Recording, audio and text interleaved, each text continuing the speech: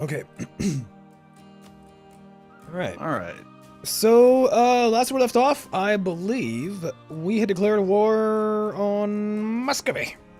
Had we declared it? I don't think we had just yet. We were getting ready for it. Oh, yeah, we were getting ready for it. Yeah, we haven't declared it just yet. Okay, so that's what happened. Okay, that's perfect. That's actually perfect. Let's go ahead and train one infantry. We're going to declare November, I believe, right? Yeah. No, October. Yes. I mean, April. April. Fucking April 1463. God damn, I'm just going to start naming off the months. There's only 12. I'll get it right eventually. Okay. So our country's strong. We've taken out, we conquered a little bit of the Great Horde, and then we're gonna go ahead and jump on in, probably on Crimea one of these days. Is that worth no guy? Ooh, I didn't realize that. He's that worth no guy. Interesting. Yeah, I think his whole being allied to Kazan and us trying to use Kazan to go against Muscovy is kind of our hindrance to that right now. What we're gonna do, I think, is we're gonna have Kazan and me and Poland fight Muscovy initially. What you can actually do is if the war has been going on for less than 18 months, you can actually call in any ally you want and they'll accept as long as, you know, the terms are right. So Novgorod and Muscovy have a truce right now. Once we declare the war, we fight a few months, we can actually call in Novgorod as soon as our truce is expiring. So it'll be a little bit. Okay. And then, oh, fun fact. Novgorod, fucking Arumba, is playing a Novgorod campaign on his channel. I didn't even know that, actually. You guys already know that we've done a Novgorod campaign on our channel, so I thought it was kind of funny that Arumba was trying one now. So, I don't know, I just thought that... so, okay, let's see. Do we have a tech advantage against the Muscovites? Hold on. We don't. We have the exact same tech. Okay. So we have Tech 5 military. He's got Tech 5 military. Ooh, dude, yeah, that Tech 5, or that Tech 6 in military is pretty important. Hoping that he does not get that before. Yeah, we've got a long way to get that too. Yeah. I mean, we actually, yeah, we do have a shittier military general, or military leader than he does. He's got a 3-1-2 king. We have a 4-4-1. Okay. Interesting, yeah. If he gets that military tech before us, we might have some serious issues. Kazan is also behind in technology, actually. I didn't actually realize that. Technology is pretty important in this game. That was Poland. Fuck, so is Poland. You're right. Yeah. Poland, Novgorod, and Kazan are all behind on military tech. It's just us and Muscovy that are on par. That could be an issue, dude. I know. I'm starting to think about that too. I've been getting hyped for Muscovy, but now I'm just like, I don't know. I do think we can still overrun him with troops because he's got 27,000 men, no manpower. He's got a few forts that we might have to contend with, but overall, I think if we get the jump on him, we'll be fine. And then we've got plenty of troops. We've got, you know, 32,000 that we're training up right now. Well, we got 31,000 in the field and another 1,000 training up for the field. We have a discipline advisor. He's taken no ideas. He's got shock. He's got from his Muscovite traditions. He's got shock damage plus 10%. Which is pretty bad, but we do have discipline, so that might offset it a little bit. We also do have the manpower recovery speed, which is pretty cool. Okay. We'll keep an eye on things, I suppose. And then we will be getting the Renaissance in our capital soon enough, when, you know, eventually. Yeah, we'll see how that goes. We still have an edict there, which we'll need to get rid of. Okay. Alright, so let's go ahead and just go on speed 2.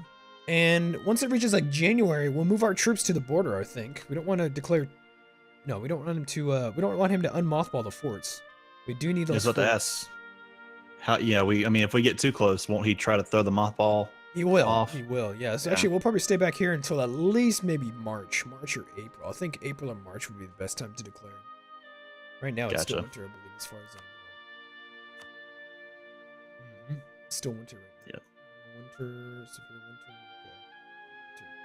So let's just go on speed 2 and let's just go real slow. Let's just all right. Any questions from you? No, I'm good to go. All right, let's do this shit. So I think what's going to happen is I think the first fort that we will take will be Mozaisk. I'd love to go for Ryazan as well and Vladimir, but I don't think we can get to all 3 forts at once, especially considering he's got about 28,000 men. We've only got about 32. So I'm thinking Mozaisk will be the first fort. We stay on there for 30 days and then go for Moscow. We're going to want decisive battles against him. The best that we can. We're gonna want some battles. States demand control. States demand control territory. So let's go and click on that. States demand control territory. Do you see where the clergy have the red under the land tab? Ah, yeah. So each state wants a certain amount of land, so we have to give them some land. So all you got to do is go to production interface. Go and click production interface, and you got to go down to where it says estates. Got it. All right. And go ahead and click on the clergy. And you want to look for anything that has basically high autonomy, high base tax. I would say. Now you're gonna have to refresh my memory here. Which one is autonomy out of all these indicators they give us? Autonomy is going to be well when you click on the clergy in the estates tab, it shows all your provinces, right? Yeah. Autonomy is going to be the percentage below the income, production, and manpower, or the base tax, production, and manpower in each of the provinces. So that's that bottom percentage. Okay. So, for example, go to our province here of Trubchevsk, whatever the hell. It's a 221 province. It's over here in the east. It's in the east? Must be missing it. Or Bryansk. I think it's green. It's a green shaded province. No wonder I couldn't see it. I had to get really low down. Yeah, I can see it now. Truchets. Yeah, and then do you see how it's a 221? All red? Yeah. The 44.2%, do you see that? Yeah, see that too. That's the autonomy. 3.9 above it. 3.9 above it. That's the autonomy, 44.2%. If we give this territory to the clergy, however, the autonomy for base tax goes away. Do you see how that works? Not really, but I don't see why that would go away. But it goes away because the clergy specialize in tax, the burghers specialize in production, and the Cossacks and the Shlotka specialize in manpower. So okay. That's why you want to play the estates against each other, but make sure not one of them becomes too powerful. So that's why you want to give centers of trade, high production provinces to the burghers. You want to give high income base tax provinces, lands with a lot of churches and mosques and clergymen and shit. You want to give that to the clergy to get tax. And then you want to give high manpower provinces, which are recruiting centers. You want to give those to the nobility so they can train men for your army. Okay, seems good then. So we'll do it there. So go ahead and give Trubchevsk to the clergy. Okay. There you go. And then their desire for land is satiated for now. So, okay. Oh, yeah, so that went up. Okay. Mm-hmm. And let's go ahead and continue. It's December right now, 1462. I see our force limit went up. That's why you're adding that one. Yep, that's why I'm adding that one infantry. That's right. Let's check the combat width. The combat width is 22. So we have the first army with our general here in Mogilev. Let's go ahead and move over 2 infantry to that army so we have a full combat width. And then the 9 plus the 1 infantry is going to be an extra reserve. Gotcha. Yeah, makes sense. And you recommend to have 2 cavalry on each side? Is that right? Yeah. Once you get to the mid game, you want maybe 6 cavalry, preferably 8 cavalry. So you have 4 on each side. People like horde governments and stuff, they have more cavalry usually. They have usually more cavalry. They can have 8 cavalry in the beginning of the game, in the early game, without any penalties, whereas we suffer penalties, right? Okay. Okay, so it's gonna be. So it's 1st of February 1463. We're going to go ahead and convert that new province. So we're going to grab our 22 stack, move them to Vyazma. Then we're going to grab our reserve. And I guess we could put them in Smolensk or something. Let's go and check the Muscovite military strength. They've got 27,000 men, 562 manpower, 5 mercs. Okay. So you have to account for travel time when you're going to launch an invasion, right? So it takes us... Honestly, it takes us the whole month of February just to get to Vyazma. So... we actually probably want to wait. Let's wait 6 days, right? Because there's only 28 days in February, correct? Right, yeah. Let's no wait. leap years, right? Yeah, no leap years, because they didn't know about leap years in this calendar. Let us wait 6 days so that we arrive in Vyazma just about on the 20th of February, if not the 1st of March. Because you gotta remember, your reinforcement ticks are only every single month. So if he unmothballs his fort on 1st of March, he's not gonna get any men. He has to wait until the 31st of March to reinforce. Which means we get a whole month to invade his territory. Ah, okay. So let's go ahead. Let's wait 6 days before we move this army out. So we're gonna move out instead of the 1st of February. We're gonna move out on the 6th or on the 7th of February. Makes sense. Do we want to hold up these 10K guys over here? Moving to Smolensk.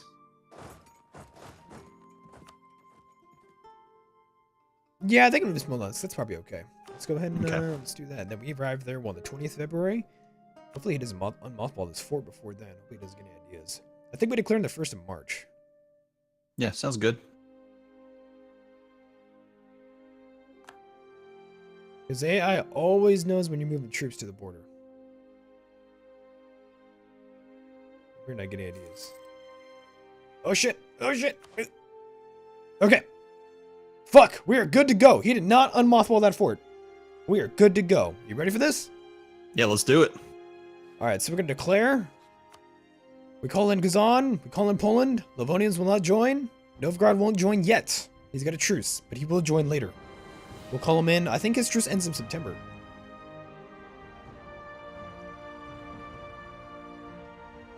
Let's see, I got a question at Twitch chat. Do you think you'd ever do multiplayer Let's Play in EU4 with Brantman, but you guys playing separate countries? In this tutorial campaign, we will not play as Lithuania exclusively. He actually might take over a different country in the near future. So, I'll be playing as Lithuania, or he plays as Lithuania, and then I pick another country. So, we'll see how it goes. Okay, you ready for this? I concur with that statement. But yeah, let's do it. Ready? All right. We go and declare. Let's go and call in Kazan, promise the territory. Poland, you will join us. Declare, move troops in. We will go for Mosaisk. I'm hoping he doesn't attack me in that location. I don't know. I guess he could. So we're gonna go on speed 2 for this war. So you see how he unmothballed his forts? You see that? Yeah, I was just looking at that. However, we're gonna arrive there and he will not be able to reinforce, which means all the garrisons are at 0. All of them. Every single one. Okay, all right. Which means we take the fort after a siege phase, a siege tick. That's what we call them, a siege tick. Our siege ticks are every 34 days. So after that, we instantly take the fort. Even though we do have like the standard, negative 43 and all that on there right now. Check it out. Wait for it. You see that? Oh wow. Okay. Yeah. Okay. Yep, that's how it works. That's why unmothballing your forts or keeping them maintained is so essential. Because the AI, when you have unmaintained forts on your border with, say, an enemy, the AI will know this, and they will prioritize those unmaintained forts to come after you. They know this. They'll keep an eye on it. So you got to be careful. Okay, we're going to go ahead and maneuver for a battle. Let's go to Tula with all the troops we have. And we also have to take Oka. That's our war goal. So let's go ahead and march over here. You can see the Muscovites have launched into Kazani territory. We want to engage because we right now have a pretty decent army. We've got full manpower, full money. We want to engage the Muscovites and drain him of men and troops so that we can force his economy into a bad spot. Okay. So we're going to march for Oka, try and siege that down and occupy it. We're also going to engage his vassals' army here in Tula. To be honest, probably the best thing to do would be to actually just attack Muscovite troops and not any others, because we might be able to force his vassals to become disloyal, but we'll take what battles we can. War score would be war score, bro. War score is war score. Now you get capped out on how much war score you can have from battles. I think it's only 25% or 40% or something. Okay. So we won't go that hard then, but enough. Yeah. Should we maybe keep those guys around for that 16, or go after that 16 stack first? I was thinking about that. I'm not sure if we'll get there though. No, we won't get there in time. He leaves before we arrive. Gotcha. Perhaps we just go in Moscow then. So go ahead and take a look. Take a look at Moscow and go ahead and select it. Okay. Do you see the territory? Like you see the in the left, it shows you what terrain there is in Moscow. Yeah, it's grassland. It's grassland, so there's no defensive bonuses to anybody. So it means that if we were to siege down Moscow, we would get no penalties if he was to attack us in that fort. Which means I think we could go for Moscow fairly quickly, fairly early on. I mean, we've got the Polish right here now. I don't know where Kazan is. They probably don't even see Kazan at all. He's actually over there in Perm. Do you see him? He's up there in Perm. Yeah. Oh, wow. If Yeah, the Muscovites are going to siege down Permian territory, I think I might just let them. I wouldn't mind going for a siege of Moscow and a siege of Tver. Tver's capital. Do you see Tver over here? This little gray guy over here above Moscow? Yeah, got him. Let's go ahead and pull off. What do we need? How many troops do we need for Muscovy? For Moscow. So Moscow, and the way that forts work is that you have to have 3 times the number of the garrison. So if Moscow's we'll need 3,000 men in the garrison of Moscow, how many men do you need? 9,000. That's right. That's right, 9,000. Plus, preferably an extra 1 for disease outbreaks and things. So we're going to move that 9 stack from Oka. We're going to move them to Moscow, get that siege started. And then we're going to have just this 21 stack here in Tula just to, hang around and help. Gotcha. Okay. Just kind of use them to keep an eye on this little 16 stack. Yep.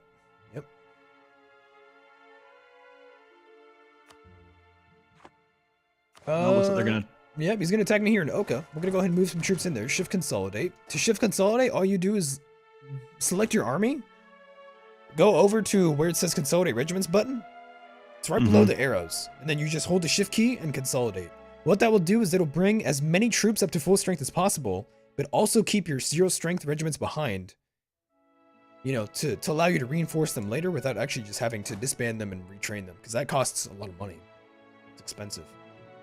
Okay, so it's kind of like plugging in the gaps of your middle guys or whatever. But basically. Gotcha. Makes sense. Okay, so the Muscovites are going for Voronezh. I say we just hang out in Tula for a second. I think we try and siege down Moscow and let Kazan be sieged down. Kazan is not important to us, to be honest. Moscow is not feeling too good about this. He feels not too good about this war.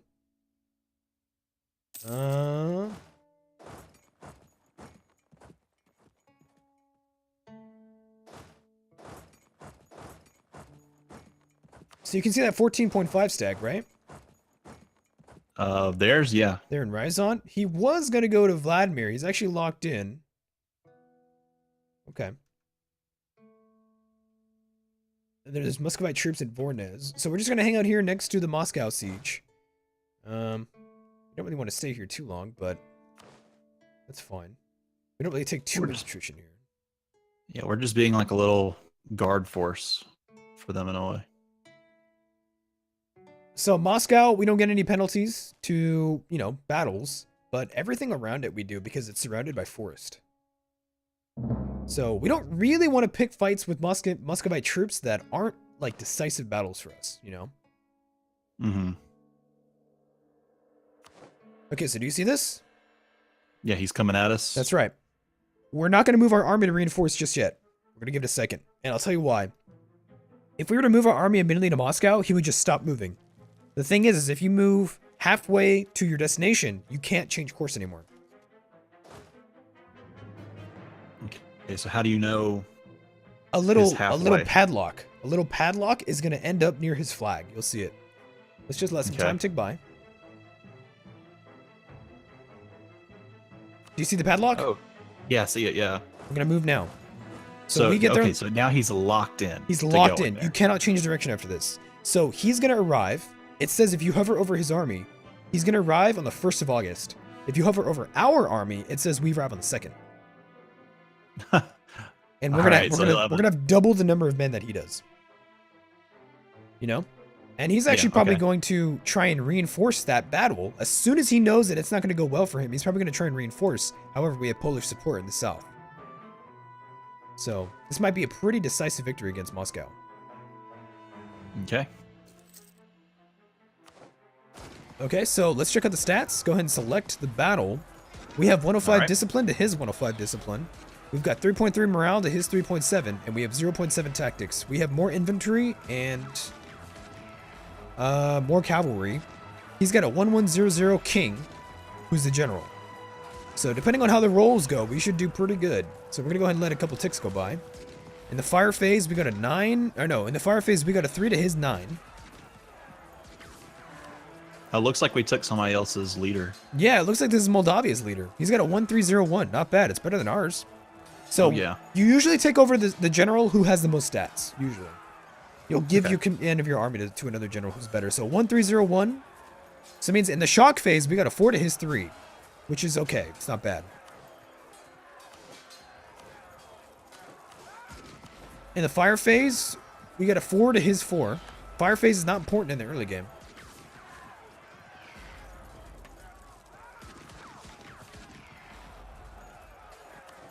Ooh, check this out. In the shock phase, he got a 0 and we got a 4.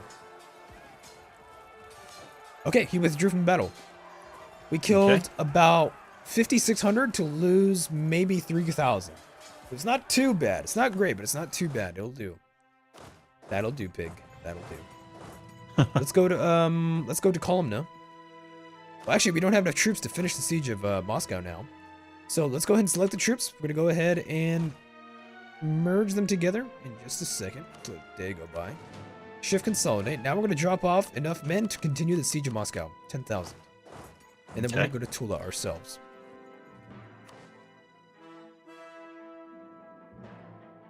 And as you can see, Moscow's war enthusiasm is dropping. You can see in the south near the shield, he's either got a green horse, a yellow horse, or a red horse. Red horse means he's ready to surrender. Yellow means he's kind of not doing too good. And then green means he's ready to keep fighting. Right, yeah, I see that. So he's going for Oka right now. We could try and engage him. We actually do get there earlier than he does. So we'll get defender. We will get a defender bonus. And he'll have the -1 dice roll for being woods. Okay. That's right. The question is, though, should we take the fight? He's got a decent number of infantry and a decent number of cavalry. So the question is, do we take the fight? He gets a -1 to the roll, and he's already got a 1110 general, so it's really not that great. So what do you think? Do you think we should take the fight or just wait? That is the war goal. So doesn't that count for taking score? It does. The longer we hold it, the more war score we get. And especially if we held Moscow, holy shit, that would be pretty serious.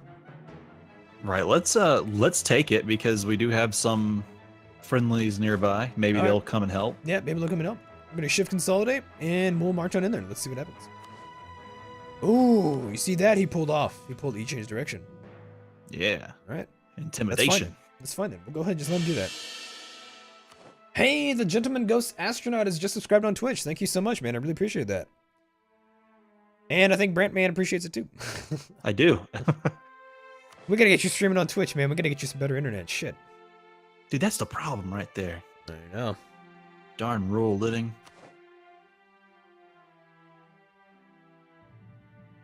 I'm looking up here at Tiver. Just all grassland. Yep. I would not mind, honestly, if we take Moscow, we might want to also siege down Tiver. It's a pretty easy, and Rostov too, probably would be pretty easy. What I want to do primarily is I want to break up Muscovy and his vassals. You know, I would love to vassalize, like, say, Pskov over here in the west, make him our vassal, or just conquer the territory, and then give stuff to Novgorod.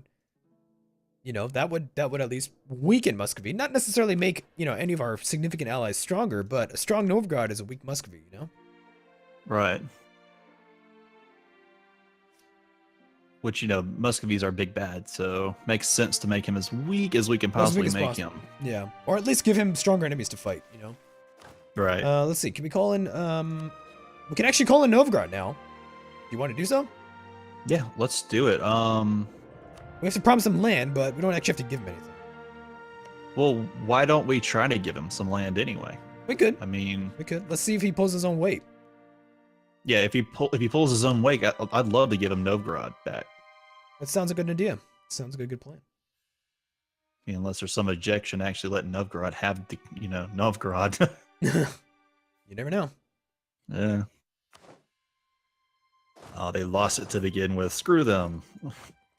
Let's go ahead and go and maybe smash that one stack of mosaics. A few troops that are Yeah. Now, so will they have the will that like fort be up to not be mothballed anymore once we take it, or? Yeah, actually, you can actually click on the fort, and you have the choice to maintain or not maintain enemy occupied forts. In this case, because we're moving into hostile territory, it makes sense to keep this fort occupied. You can actually see, you can click on the garrison, you can actually see that we are reinforcing this place. You can actually see that. This fort has, right now, 800 men. Up to a maximum of 2,000. You see that? No, I don't. I see go that. ahead and click on mosaics in the 800. south. Mm-hmm. Yeah, I see him. Okay, yeah, so just every month let him build up, and... All right. So it'll make it harder. Ooh, you can see those Muscovite troops in the north, can't you? Shit. They're attacking Novgorod's troops. That's unfortunate. I mean, it does spread Muscovy's troops thin, though. So, it allows us to take Moscow and possibly Tver. And possibly Rostov. Right, and that Moscow's taking forever. Yep. Let's see. How long has this siege been going on, actually? Siege been going on only for 140 days. Yep, 140 days.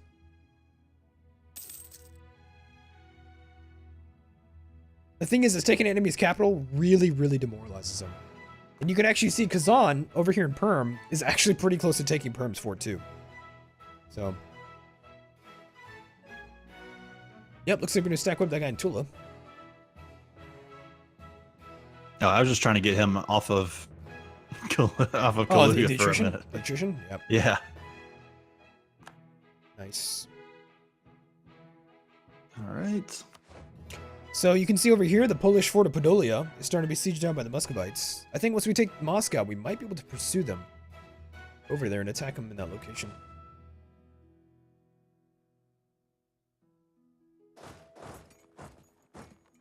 We got those Muscovite troops near Moscow once again. What are they doing? That's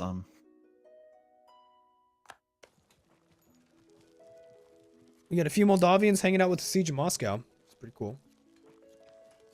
Well, isn't that the one with the siege leader? That's correct, yeah. So it's actually speeding up our siege ever so slightly by having that siege leader there. Yeah, I'll take that. Yeah, I'm gonna go attack those Muscovite troops in Podolia. Because actually, if we take him out, he may not be able to retreat to friendly territory. Because we'll have Mosaisk and Moscow occupied. Where's he gonna retreat to?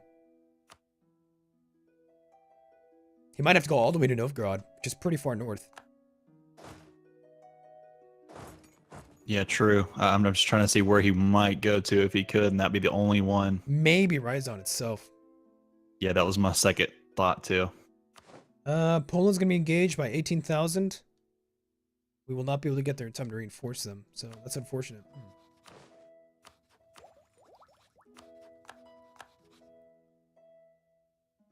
But yeah, Poland's gonna get destroyed up there. That's unfortunate. Looks like our allies are actually bringing their war enthusiasm higher. By being able to win these little things and take some little bits of land. It's true. So you gotta always be careful about what allies you call in because they might be a liability. They might not be so much helpful as hurtful. Hey, Livonian Orders gave us a gift from their friends the Livonians because I guess he dislikes Muscovy or something. That's pretty funny. Yeah, some rulers in some countries will do that. It's pretty cool.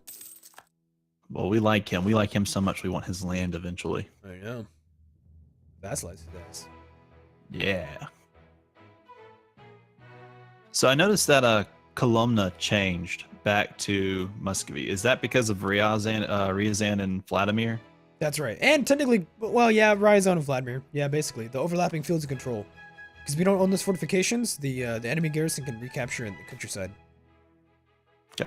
Okay, so we would have to take both Ryazan and Vladimir and Moscow to make sure that does not happen. That's correct. Wow. Okay. Or now, does that happen? At the very least, Like- you have to keep troops on all 3 forts.